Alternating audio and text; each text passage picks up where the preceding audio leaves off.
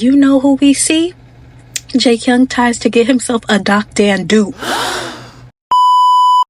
Jinx, chapter 55. So it opens up where it's doing flashbacks of everyone telling him that Doc Dan was a good fit for Jae-kyung, how he was too hard on him, how could you even accuse Doc Dan of being a mole and a rat. And it all came down to Jae-kyung basically not take accountability, blaming Kim Dan, telling him that he was like, I should never let him in my house. What would I have not to blame him for to think he was a mole when he wasn't even doing his job properly, when Doc Dan was doing his job properly. So you know what Jae-kyung said? He was like, it's okay, he's replaceable just like everyone else, so I'm gonna go find another one and forget him like I always do. Like, he's treating Doc Dan like he's expendable, and that's basically what he saw him as. So we see Jae-kyung, after he emptied out the wine cellar, he goes to the bar to go empty out their wine cellar. So he gets something on the rocks, and you know who we see? Jae-kyung tries to get himself a Doc Dan Dupe, and not a good dupe either. And this one, he's like, hey stud, you're boxing, right? So they look at each other and they're in the bathroom stall in a couple minutes.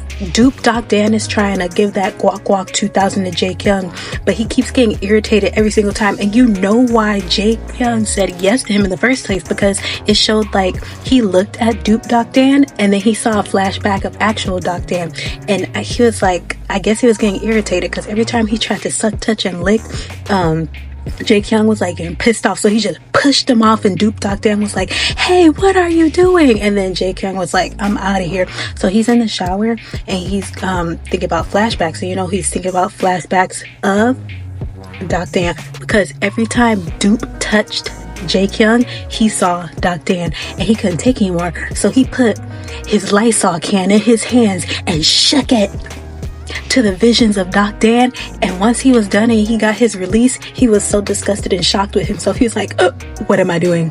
What am I doing? This is not me. This is you, because your subconscious is telling you that you want Doc Dan.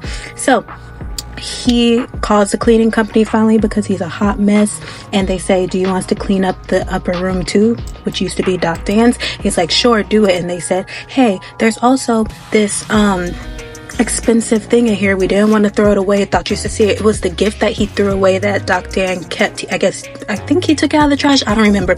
But then there was a card in there, you guys. There was a card. He was reading the card, and you know, it was Doc Dan saying all the grateful stuff, but he had a scratched out like part of a sentence he was gonna say. It said, to be hoe.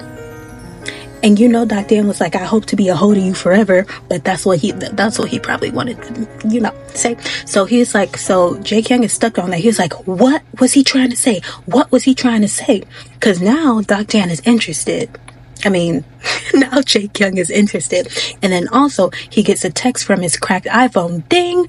And it was Kim Dan who sent him $1,500. And remember, Doc Dan was like, at the end of every month, I'm gonna pay you back whatever you gave me. And Jae-kyung was like, how is he gonna pay me back with that chump change in his pocket? And it's like, so he still has a connection to Doc Dan. And then we see the back of Doc Dan. I don't know if it's just me being biased or if you saw, but he looks a little broader, a little stronger. He's in the wind and we don't see his face. And that's the end of chapter 55. Jae-kyung is realizing that Doc Dan is not replaceable.